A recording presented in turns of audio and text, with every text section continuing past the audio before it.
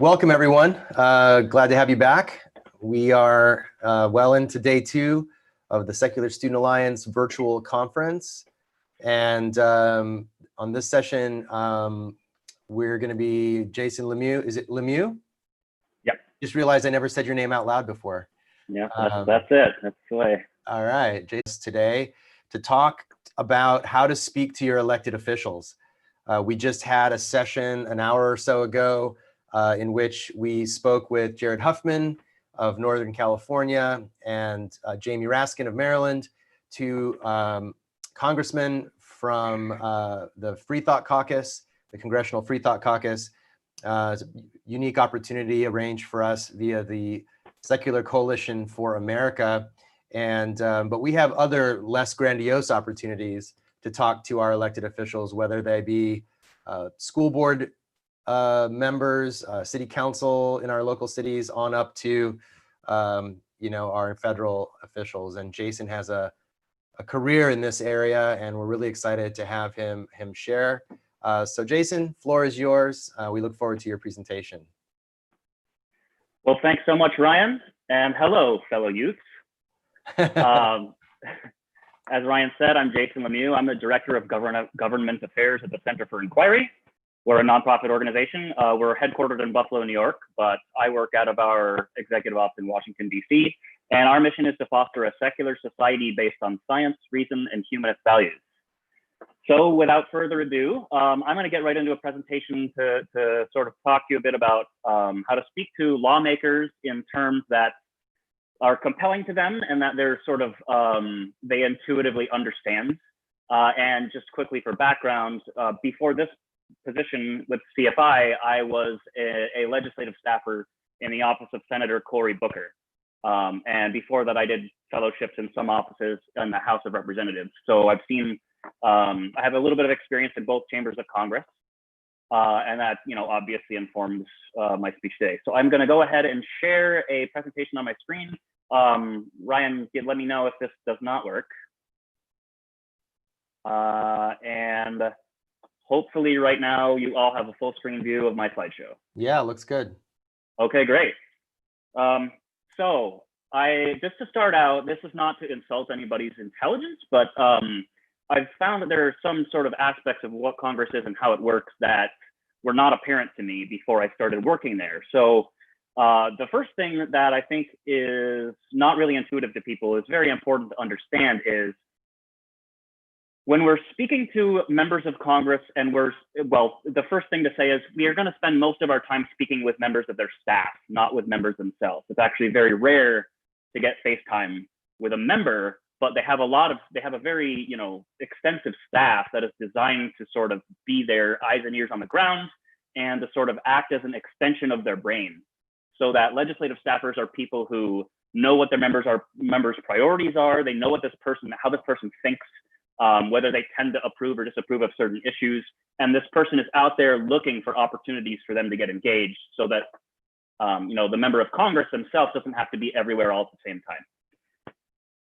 An important aspect of that to understand is that their legislative staffs and their staffs in their offices in Washington, D.C., and in their district and state offices work on what's called the official side.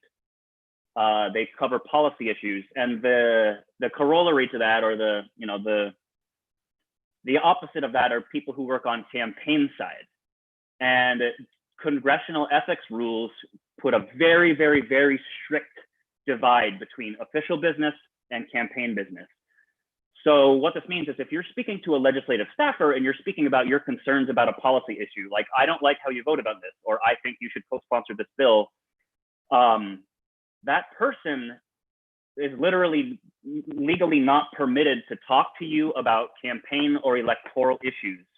So if you ask them about why is the Democratic Party taking this position, why aren't you running this candidate? They will actually just refuse to talk to you about that because they would be at risk of getting in trouble. So you'll see, if you start to talk about party and electoral issues, you'll see them get very, very uncomfortable and try to stop the conversation. So that's an important thing to keep in mind.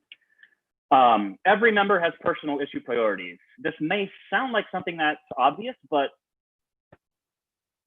if you think about it, there are 535 members of Congress, and every one of them, in theory, is supposed to be voting on every issue, every bill that comes before Congress. And you obviously can't be an expert on everything. This is a massive, dynamic country.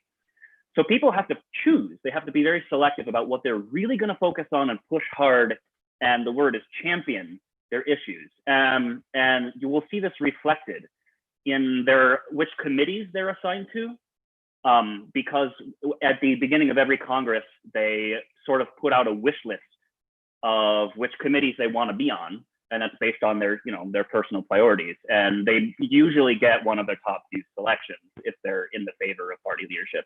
And then they also have pet issues that may be something that's not under the jurisdiction of the committees that they're assigned to, but it's something they're a big player in nonetheless.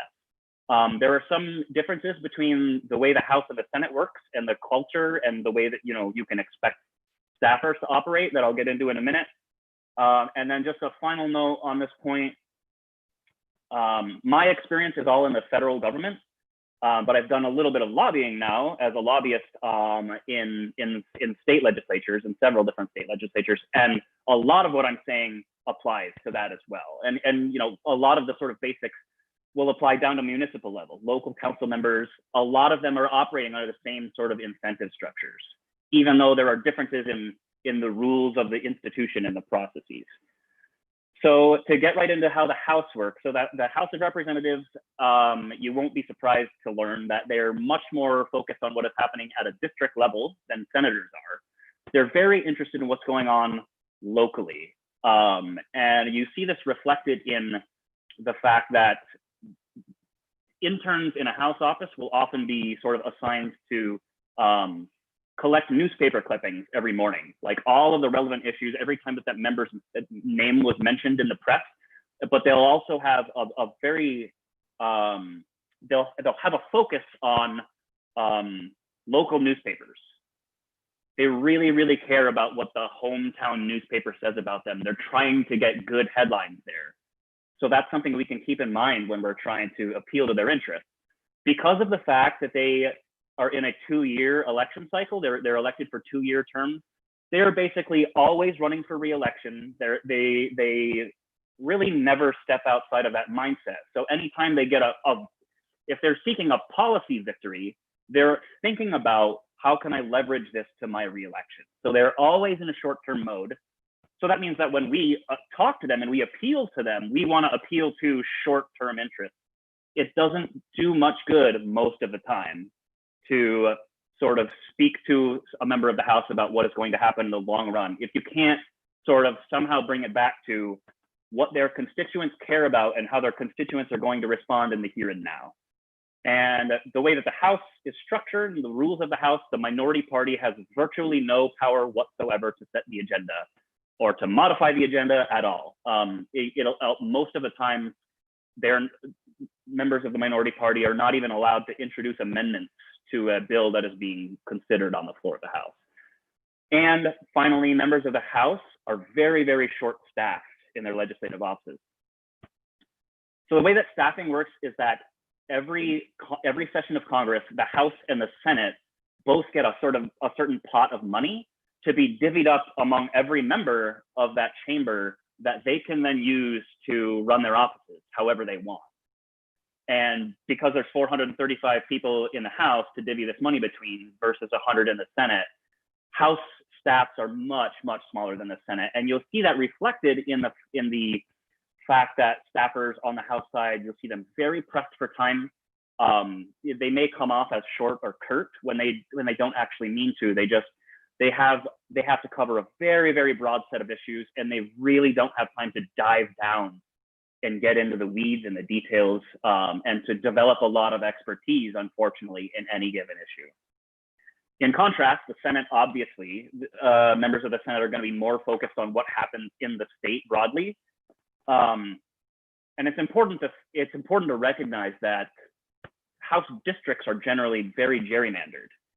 So that members of the House, it's not just that they have a smaller constituency, but they have a much more homogenous constituency or a homogenous voting majority. Whereas, senators obviously need to be much more generalists. And because of the fact that they were elected for a 6-year term, they can spend some time away from the re-election cycle, spending more time thinking about policy with a purer focus, I guess. I mean, it's not that they ever forget about the fact that they need to be setting themselves up for re-election, but it can go to the back burner sometimes. The way that the Senate works, you may have heard of the filibuster and the concept of putting a hold on a bill. This is all to say that the minority party in the Senate can actually have some agenda-setting power, and even individual senators can, through the process of putting a hold on a piece of legislation, they can slam the brakes on the entire legislative process. And so, occasionally there may come a time when if you have a senator who really cares about your issue, they may be willing to put a hold on a piece of legislation that is being considered under unanimous consent. Whereas in the House, that's just absolutely impossible, and you shouldn't even bother trying to accomplish that.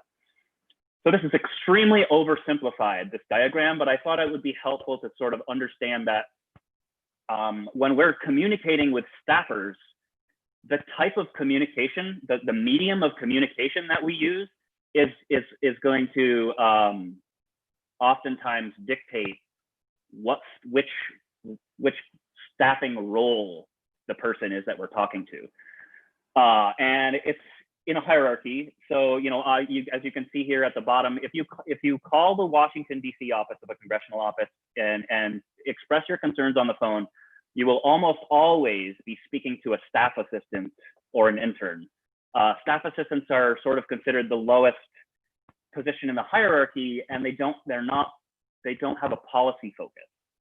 They're actually considered part of the administrative staff, even though they spend a lot of time talking to constituents and dealing with issues in that sense. But they don't have any power to actually recommend to their boss that he or she or they vote a certain way. All they have the power to do is say, here are what people said in the phone call today. If you write a letter or if you send an email through the email services that every congressional office has on their website, that will typically be read by a person with the title legislative correspondent. And so this person is part of the legislative team formally, but again, they don't have any recommendation authority. They're especially in the House of Representatives, there will be one legislative correspondent, or LC as it's called, that covers every issue, right? So they read every letter that comes into the office, and they write and then send a response. The people who actually have authority, or who are sort of assigned responsibility to make recommendations and to understand the issues in a given policy area, generally have the title of legislative assistant. There are none of this is formalized, by the way. So every member of Congress is basically the employer of the staff in that office, not the Senate or the House. The Senate or the House are not the employer of staff, right? So the member can run the office any way they want. They can assign any titles they want, but just for the sake of not reinventing the wheel, most offices tend to use these titles. So if you're lucky enough to ever meet or be talking to someone who has a title of legislative assistant, this is somebody who can turn around after the conversation and directly recommend to the member of Congress that that person heed your concerns. Above legislative assistants, there are a bunch of other positions in the hierarchy that have collapsed into senior staff here. And the point there, really what I'm just trying to show is, for any given issue or any given decision, there may be several different staffers that are sort of collaborating together and giving input to the boss. And if a legislative assistant makes a recommendation one way, like you may really tug the heartstrings of an LA, as they're called, and they'd be very moved and recommend that their boss, do what you want. But then the legislative director and the chief of staff may be looking at more global considerations and may sort of veto what the legislative assistant recommends. So I'll go into more, occasions when we might sort of want to deal with legislative assistants in a moment here. So speaking Congress's language, the basic general bullet points that always apply: be polite, be sincere in your concerns, and express gratitude. Explicitly thank them for taking the time to speak with you and hear your concerns. And the reason, again, this is probably something that sounds intuitive, but the reason I'm saying it is because this counts even if your member of Congress or your senator is the polar political opposite of you. If they disagree with you on everything, and even if you really dislike that person, on a personal level, you can never ever bring that into the conversation in the room, because they're used to putting all of that animosity aside.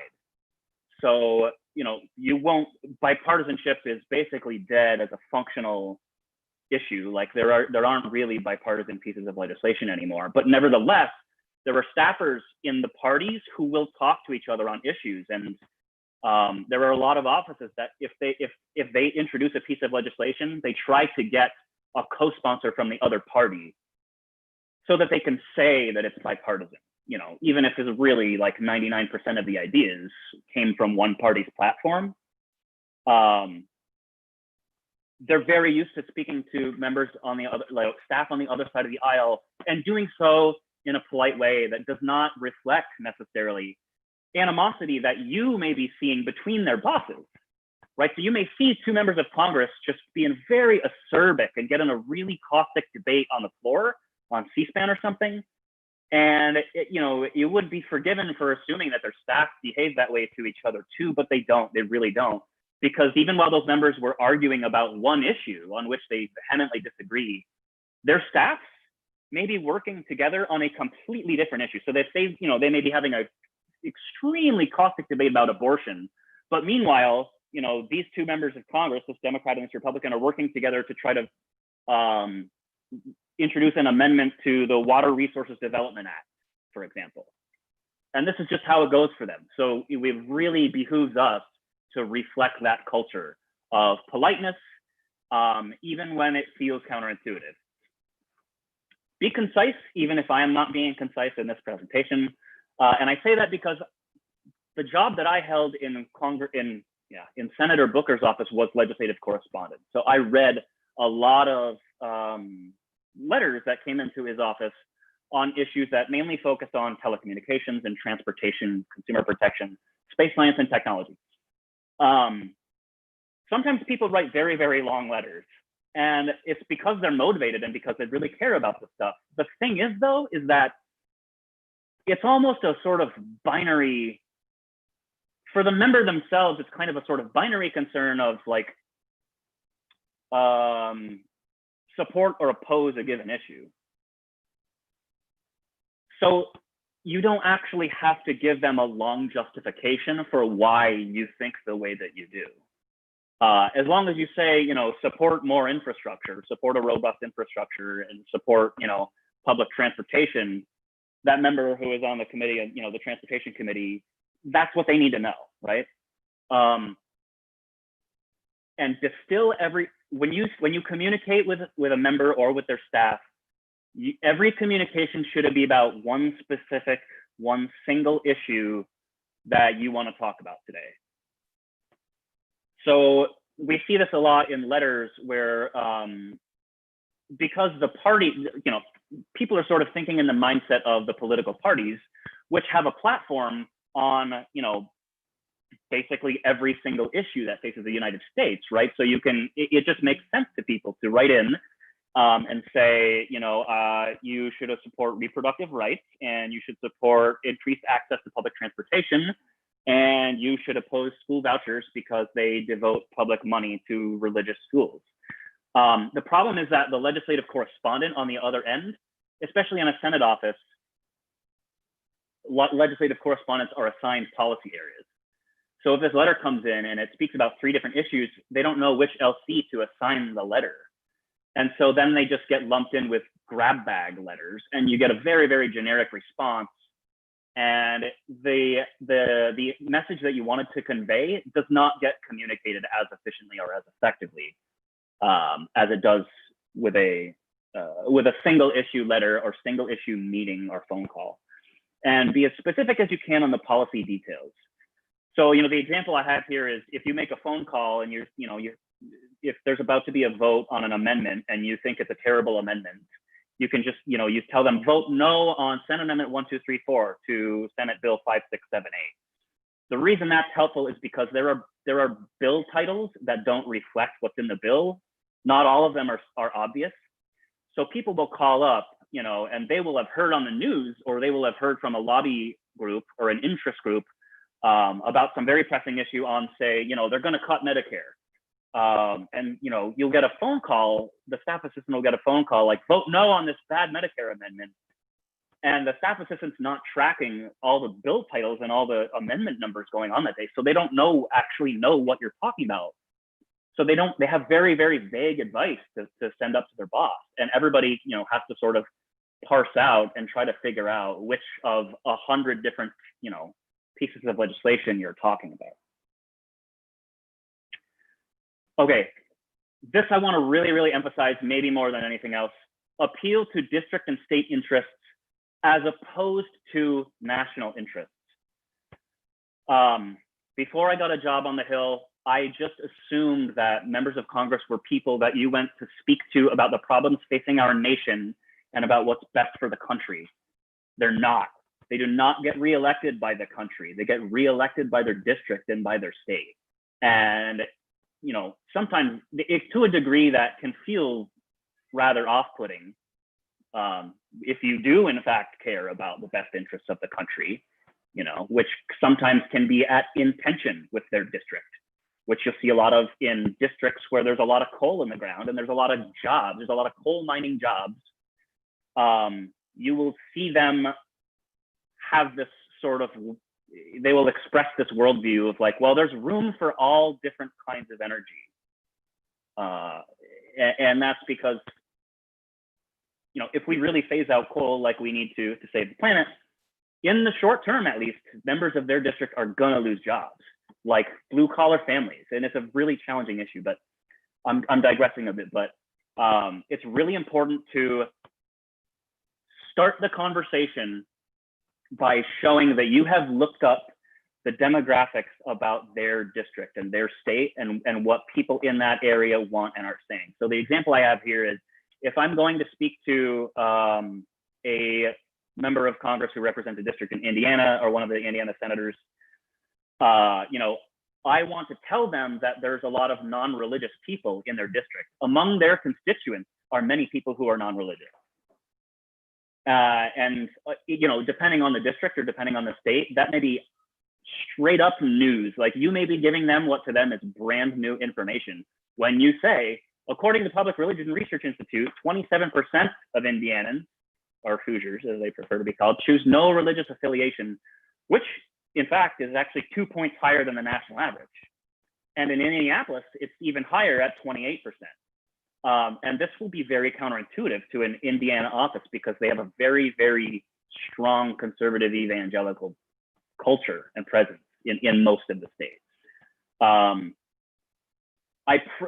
This is going to look really, really, really good to them. I cannot emphasize enough how, if you do that, you know, and also, like, okay, so where it says 28% of Indianapolis residents, if you actually do the math, like, go to the census, find out how many residents there are in Indianapolis, and tell them what 28% of that is. I don't know the number off the top of my head, but, you know, say for like just 643,000.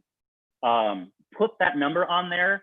They're going to see that as you being a person who knows the culture and who is not new to this game and who knows what they're doing. Like, that one single thing is going to make you look really good.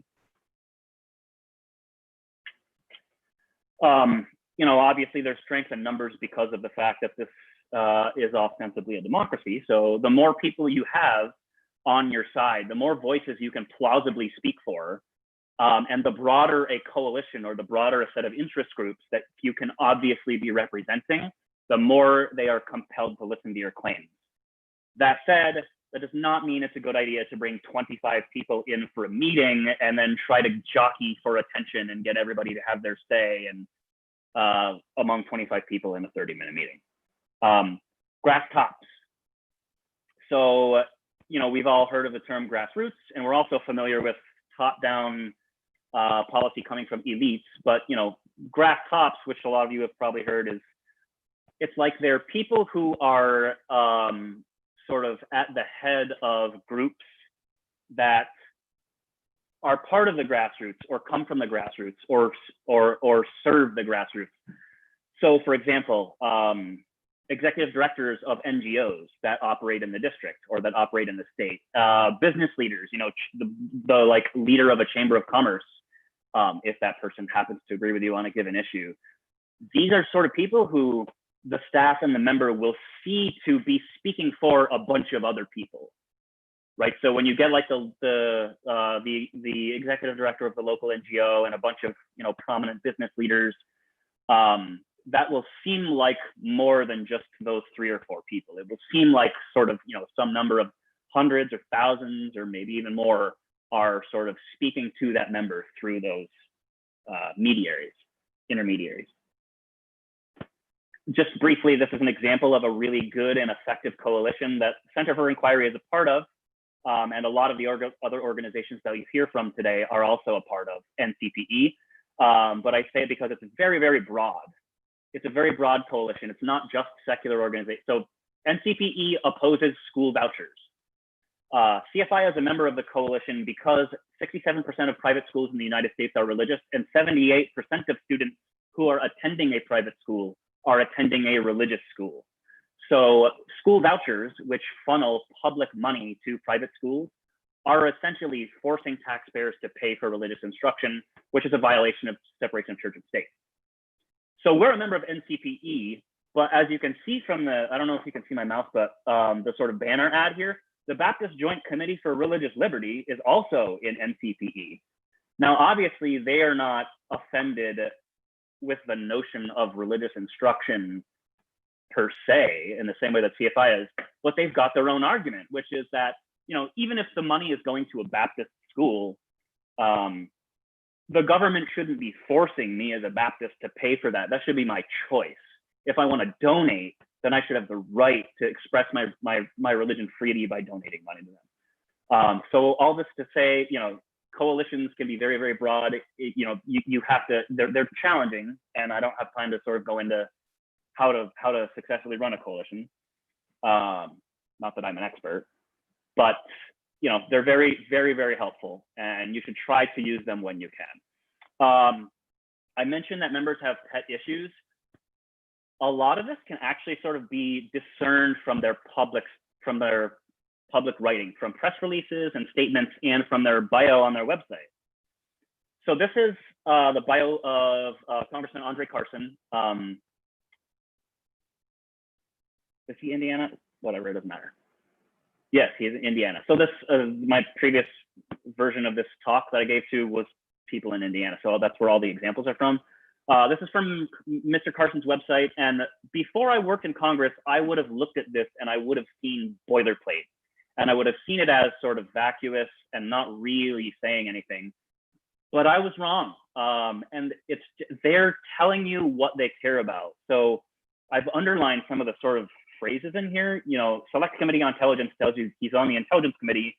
So that's something he's going to have a strong focus on. Transportation and Infrastructure Committee, otherwise known as TNI.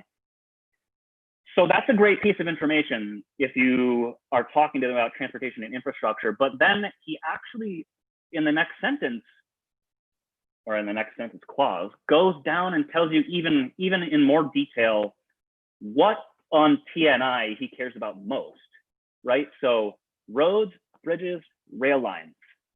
Like, he's telling you, like, those are the things that he's going to pay special attention to, because TNI committee covers a lot more than that, right? He doesn't say anything about aviation. He didn't say anything about the merchant marine. He doesn't say anything about, you know,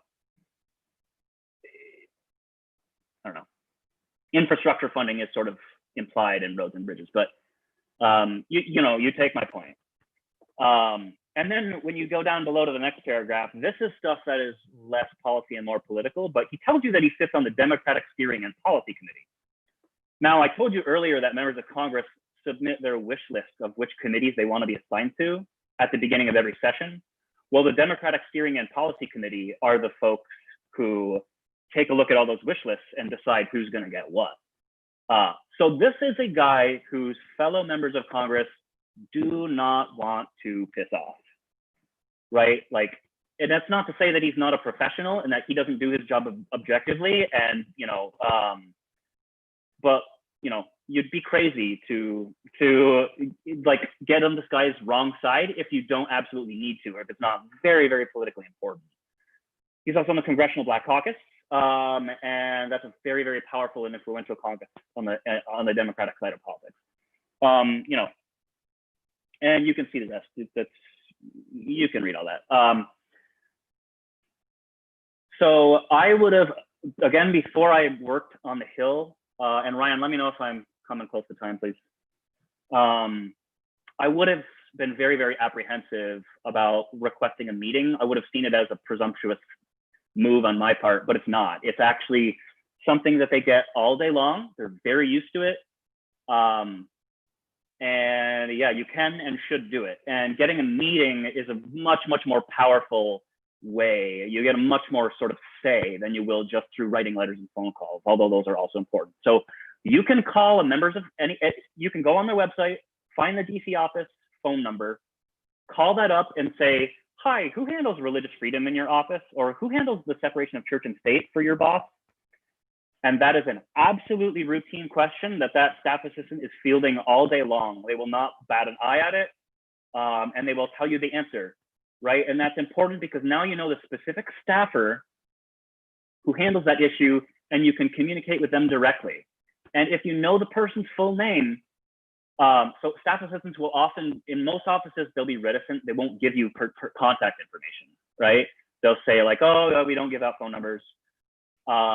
But if you know the person's full name, 90% of the time, you know their email address because there's a standard format. So you see at the bottom, in the House, they call it standard House, john.doe@mail.house.gov, right? So that's first name dot last name at mail.house.gov. And for the Senate, there's only one more sort of degree of freedom there, which is first name _ last name at senator's last name .senate.gov. There are a couple exceptions, like especially where two people who are staffers in Congress have the same name, then somebody's got to be john.doe1@mail.house.gov.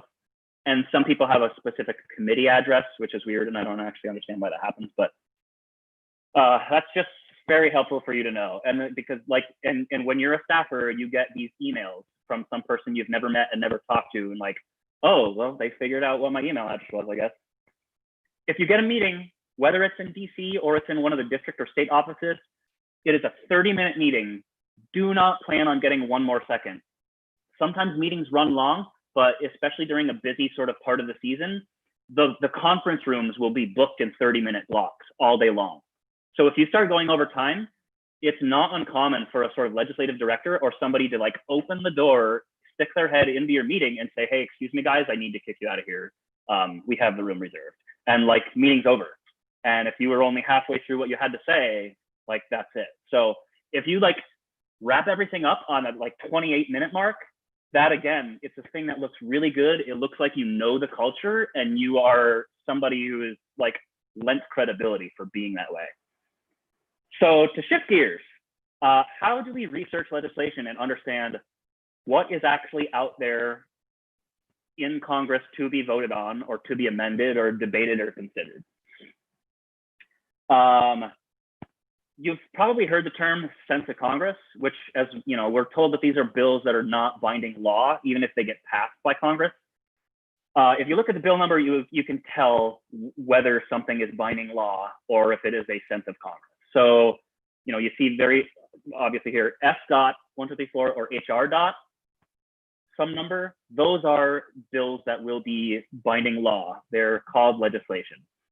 Everything else is referred to as a resolution. And these are bills that are not binding law. You know, no agency is required to follow them, but it just starts to sort of put political pressure on whoever the subject of the resolution is to you know, act in the way that Congress wants.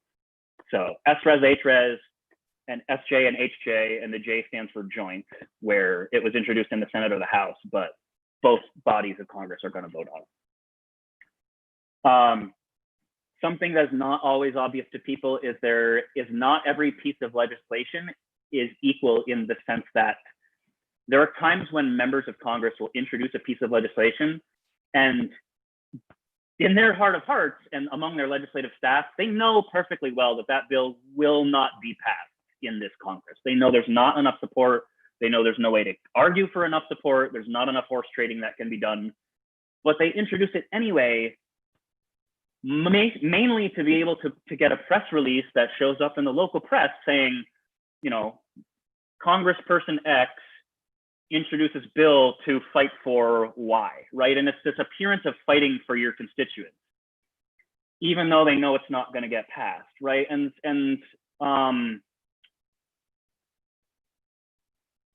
like in contrast, policy bills, you know, obviously this is something that they're going, because they think it has some shot, at least in the long term.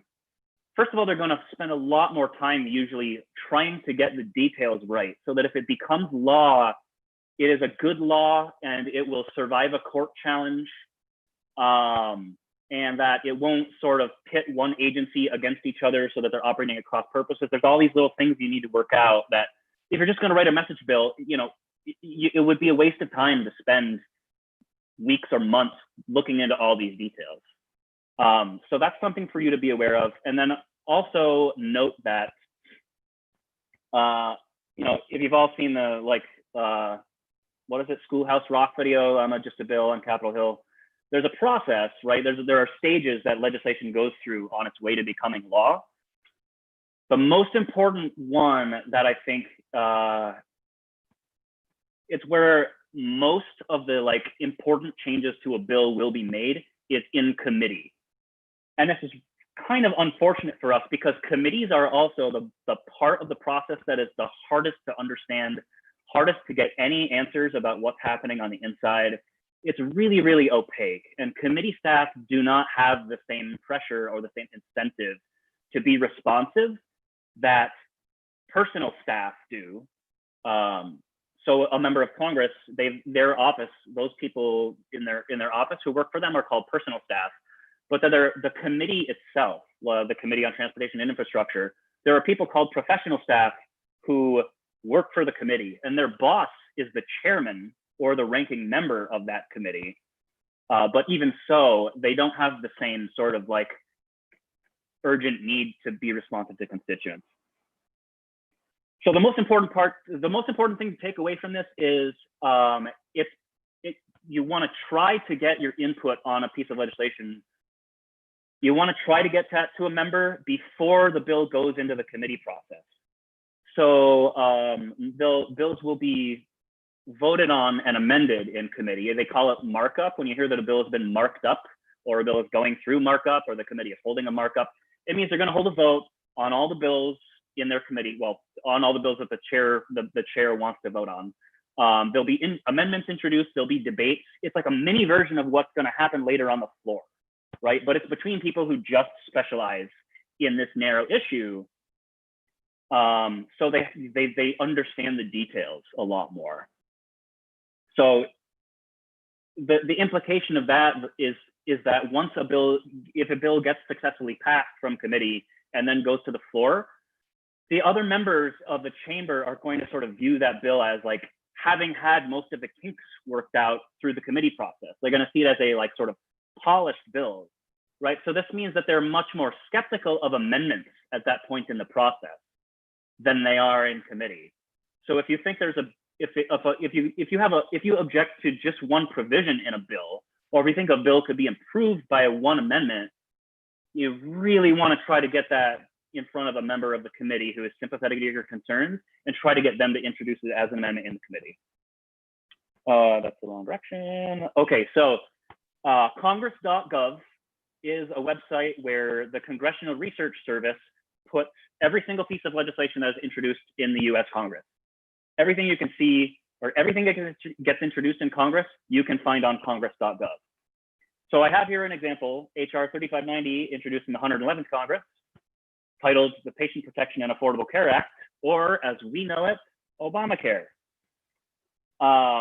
There's a ton of information here about every single thing that ever happened to the Affordable Care Act, from the dates that it was introduced by Mr. Rangel all the way until it became public law half a year later.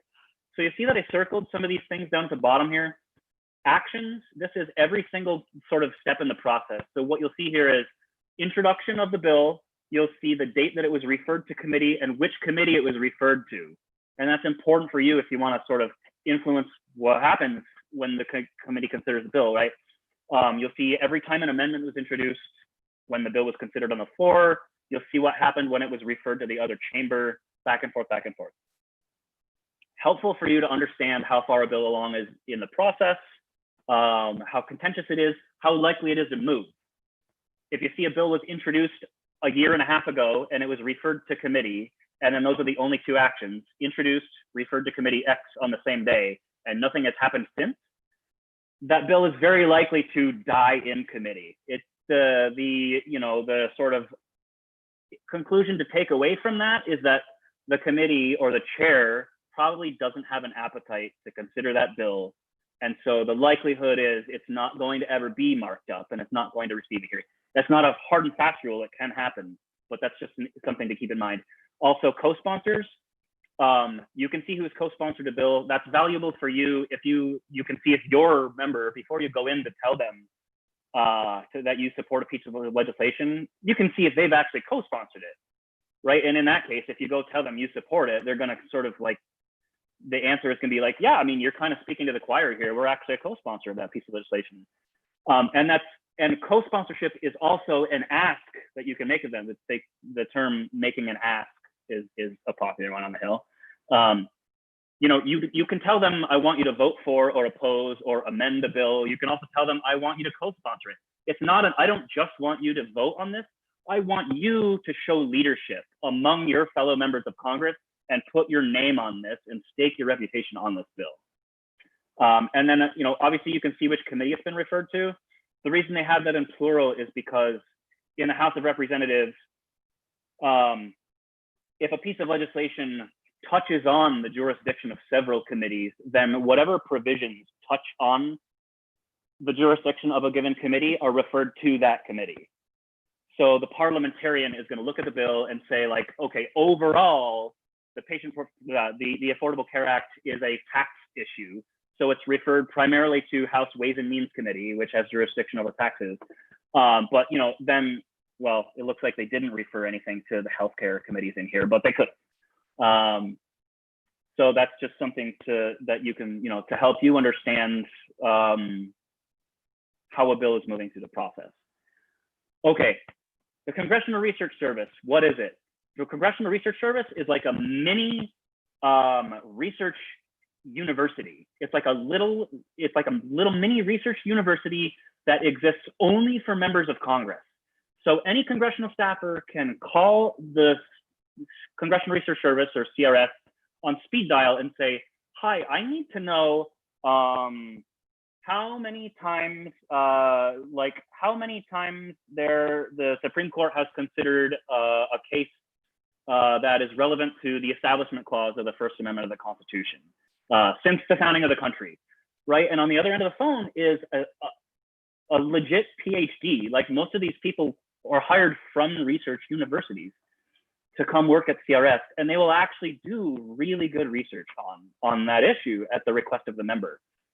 They also, like, proactively, if there's an issue that's hitting the news, like, I guarantee if you go to I guarantee CRS has written reports relevant to what is happening around the George Floyd murder and what is happening in Portland right now.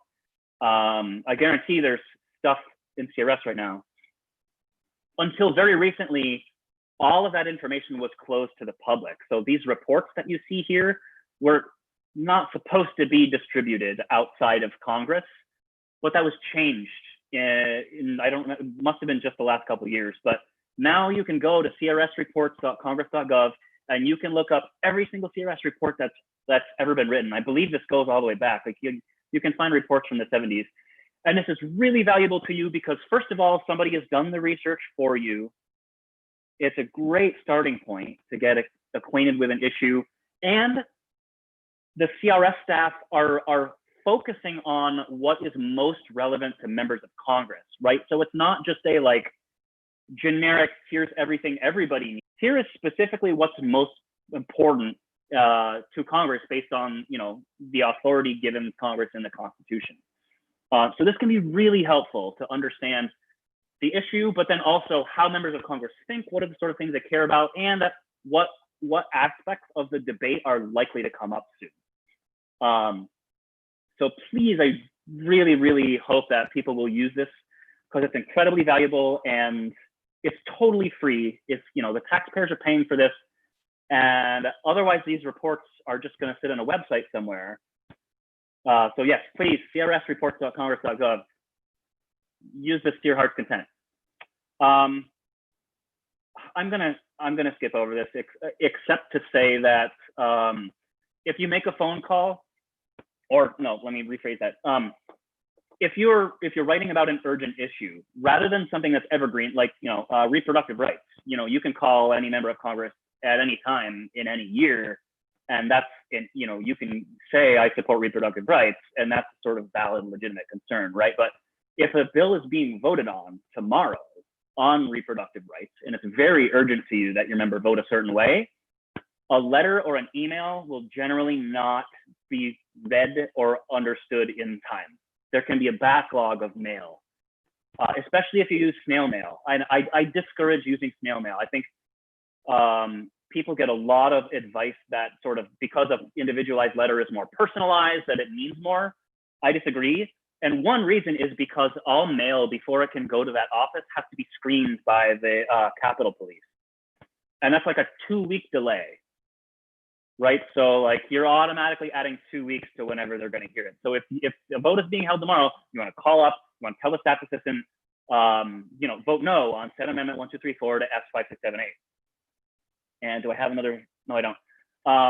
And another quick note on that is, in that moment when you are calling them on an urgent vote and their phones are being blown up, please, please, please be concise as possible. You do not need to justify your views at all. Like the reason that what you are saying is important is because you're a constituent, right? Like that's the justification. That's why they should care. Because, constituent says it, okay, well, I need to care because this is a registered voter. So I say that because I would sometimes help out with the phones in Senator Booker's office. And so, for example,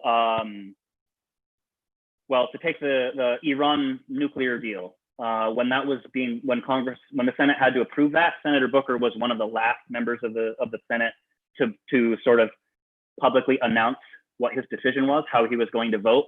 And the phones were off the hook all day long from people telling him, to vote yes or vote no. And so when you're sitting there covering the phones as they're being blown up, and you're on a switchboard phone, right? So I have like 5 different lines on the phone. This is what it would look like if you were to walk in the office and see me handling the phones at that moment. Senator Booker's office, please hold. Senator Booker's office, please hold. Senator Booker's office, please hold. Senator Booker's office, please hold. Senator Booker's office, how may I help you? Right, and you're taking down their information, you're writing as fast as you can, and then you're moving on to the next person. And if this person goes on for a long time, which some people tend to do, you can actually watch as all of these other people who are on hold, and there's a blinking light telling you it's on hold. You can watch the light go off as the person gets frustrated and hangs up. And so if you wanted to have a bunch of your constituents support your vote, like if you wanted to vote a certain way and you wanted as much support as possible, you might have potentially just lost people who are going your way, right? And especially when you're taking thousands of calls, there's no time to analyze content. It will just come down to, okay, today we got 500 calls in favor and 600 calls against, right? So don't hold up to people on the phone who behind you who may have the very same position that you do, who could be another tally mark on your side of the issue.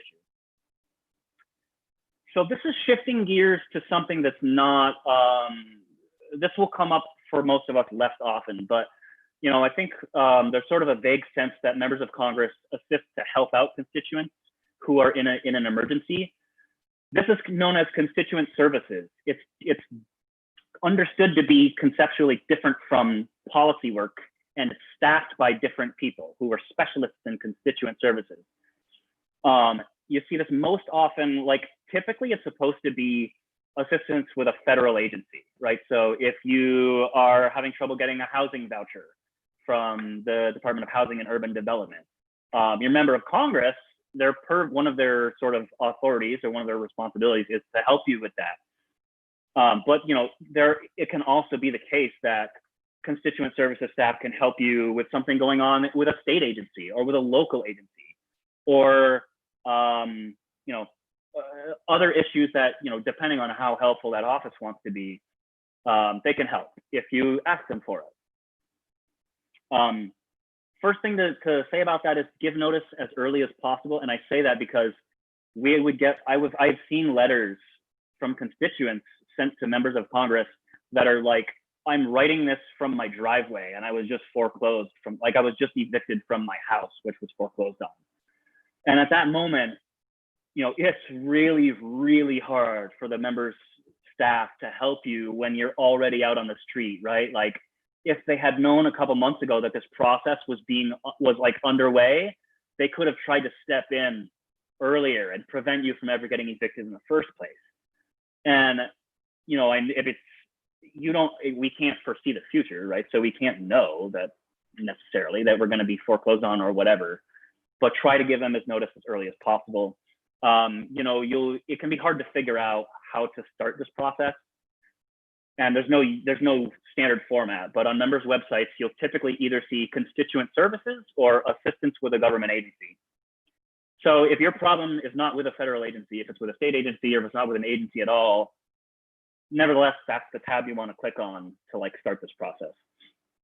You will have to sign a release that authorizes staff to access some of your personal information as it's necessary to deal with your case, right? So if they're going to be asking a federal agency what happened with your paperwork or some application for benefits, they're probably going to need to be able to look at your social security number at some point in order to do that, right? So you're going to need to have to send them a release.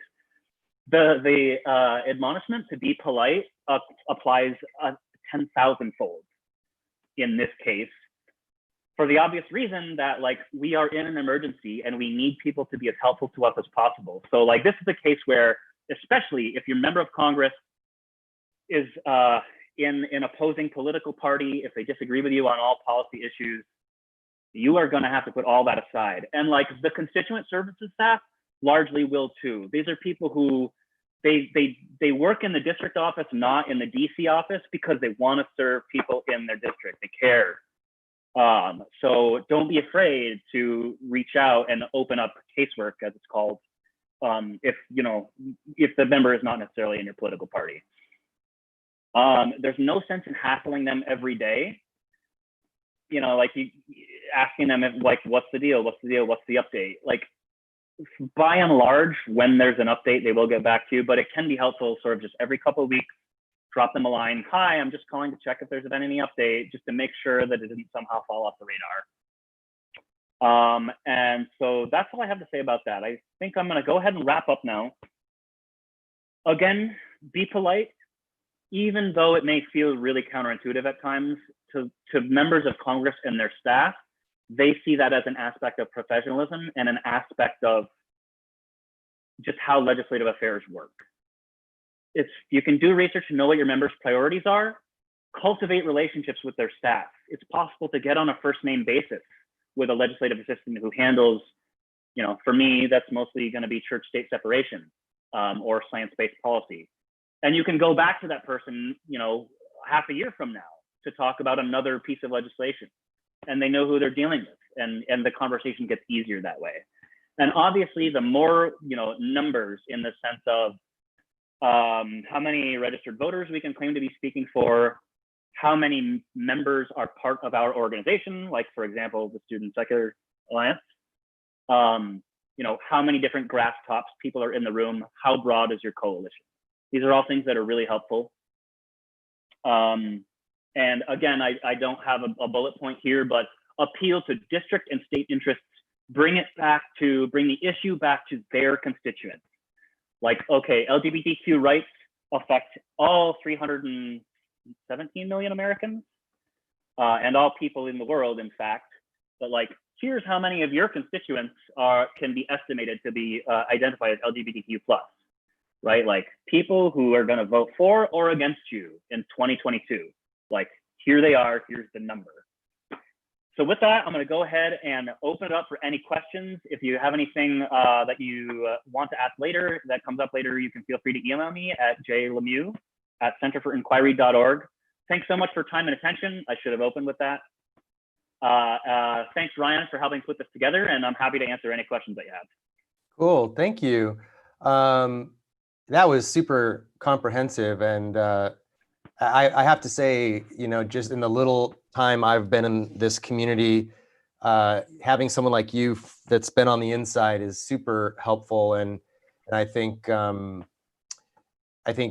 having your email address here for those of you that are listening is super handy. I mean, obviously, all the same etiquette applies that Jason just talked about when emailing Jason. Don't blow up his inbox, but really great that you're open to fielding questions.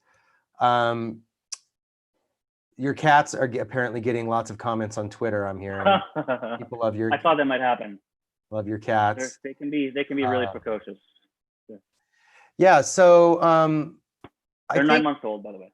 9 months. Whoa, just technically baby. Still kittens. Yeah, they're not legal adults. They can't vote in the coming election. No, they're gonna have to wait till 2022. Every time I've ever spoken to a member of Congress, it's been, as you said earlier in the presentation, with a coalition of some kind. I almost can't imagine like just, calling up Adam Schiff and getting an appointment. Like it's just not going to happen. So do you ever, unless you have a personal relationship with him from before or something like that, is that your experience as well? Can you be a little bit more specific about what you're uncertain about? Well, I guess just like, should people expect or try to get an appointment with their elected official as an individual? So I would say it's not impossible. I've done it. It's much more likely to happen at the district office than in DC. Although, like, if you pop into their DC office and say, "Hi, I'm a constituent," they're not going to shoo you out, right? There may be nobody available to speak to you on 0 minutes notice, but you're still a constituent. I would say no. I would say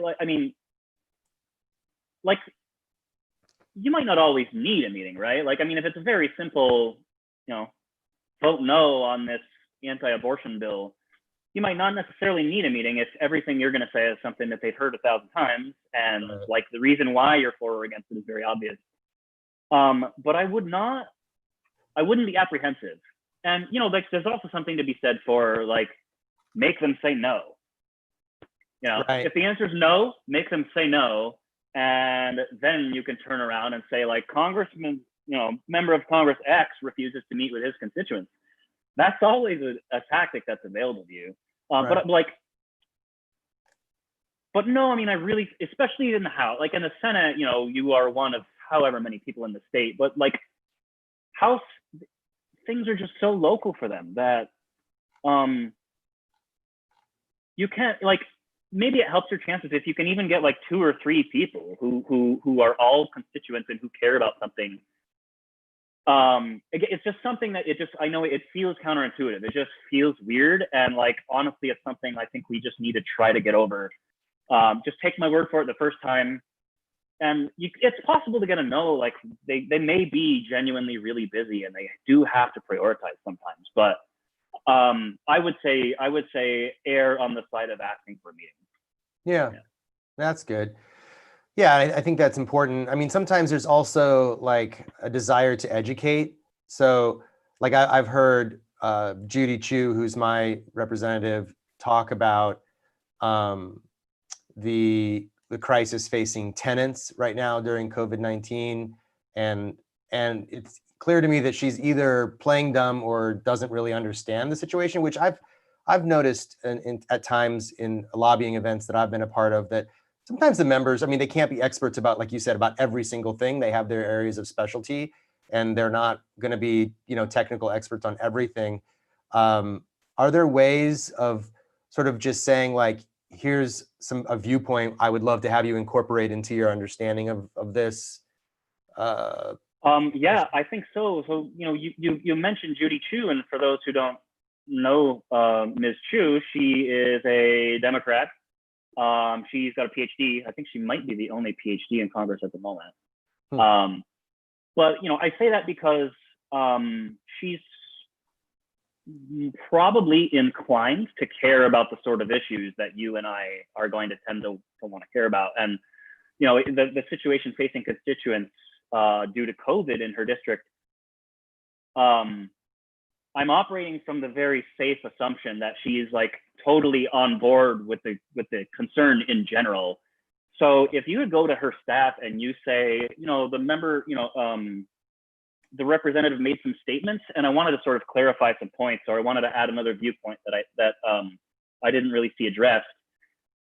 You can actually present that as information where you're giving them another talking point that they hadn't thought of before, right? You're actually helping add to their sort of ammunition on the floor. So yeah, I mean, there are arrogant people in the world, so it's possible to get a negative reaction of that. But like, I would say if you like in the specific example you gave, that sounds to me something like you could actually be tangibly helping her staff do their job by informing them of the sort of things that they had overlooked.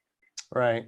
Yeah. Or like something that's, I mean, at the local level too, there's times where I send a city council member some information about something similar that another city has done that I think is totally doable in our city.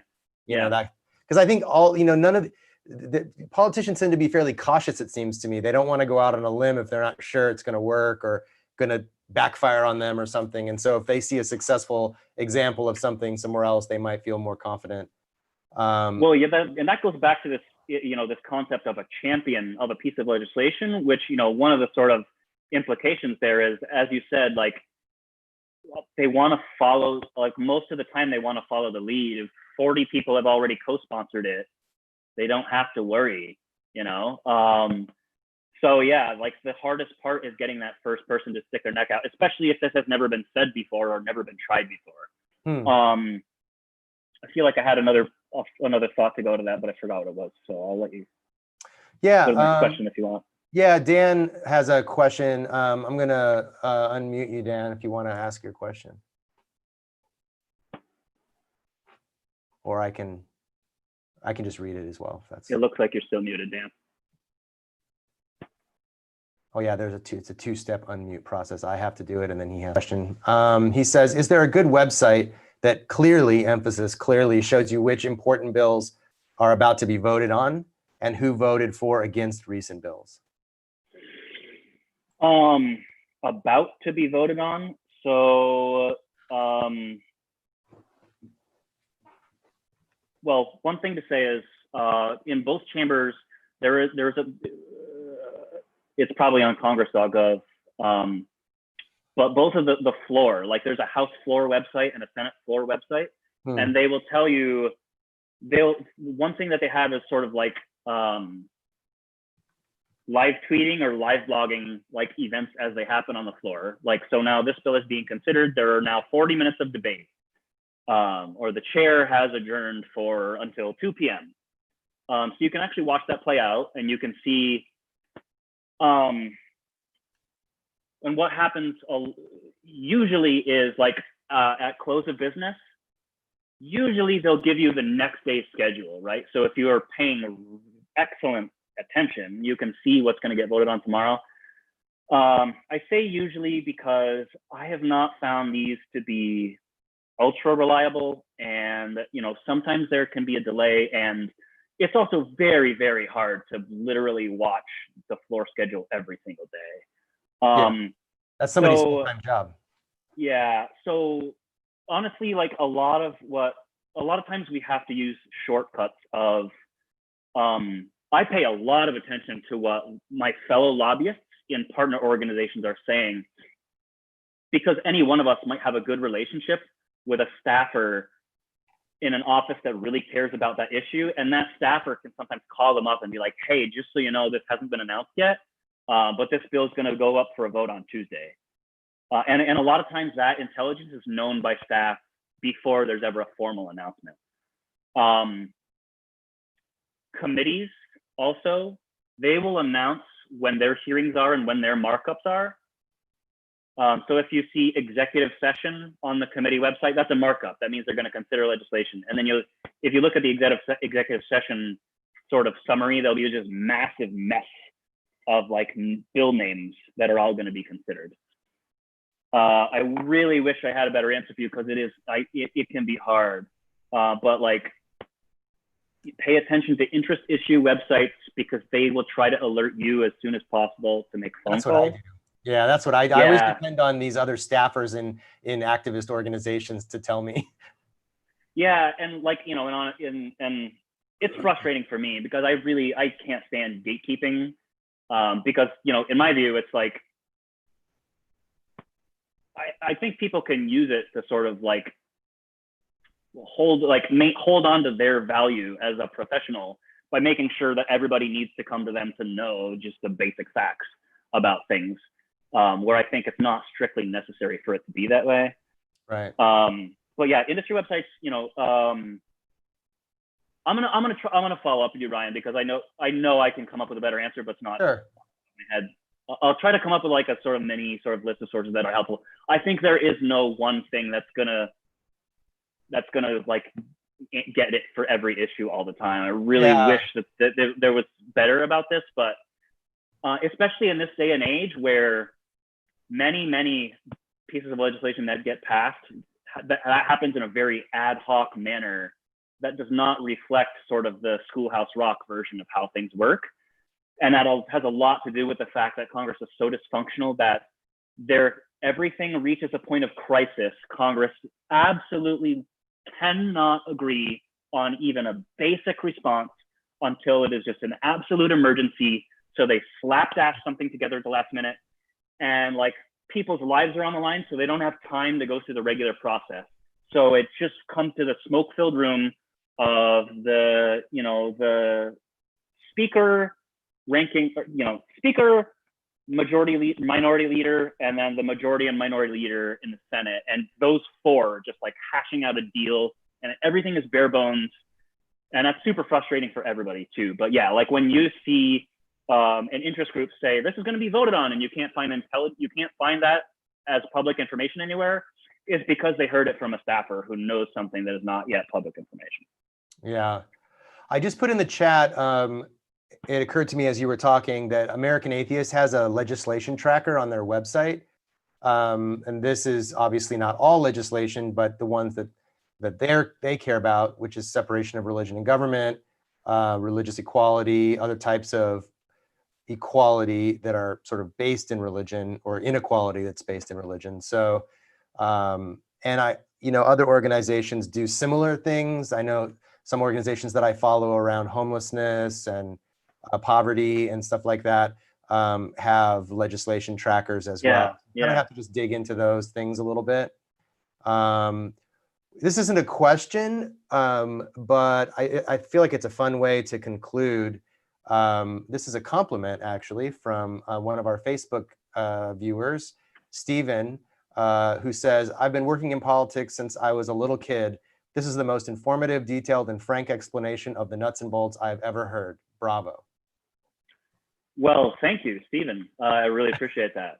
It means a lot. To make you feel uncomfortable right as we conclude, but I think it is, so often in these conversations with activists and organizations like CFI and SSA, we talk about talk to your legislative officials, do this, do that. And just to have someone tell you from behind the curtain, like, this is what it's like when you call, here's how to get your voice heard more effectively, super helpful. It's like, having kind of the inside outside game. So thank you for sharing your insight with us and for making yourself available for future questions. I hope people will follow up with you. Follow up with CFI. They're following some great legislation issues as well. And later today, we're going to be hearing from Allison Gill at American Atheists. She's going to be talking about the secular survey that they conducted and the results of that survey as it pertains to students, but also not just students. And I'm sure she'd be happy to field some questions around the topics that we're discussing here as well. Well, thank you so much. Yeah, thank you, Ryan. Thank everybody for tuning in and for your questions, and best of luck. All right. I'll see you on the Have a good day. next session. Thank you. Bye-bye.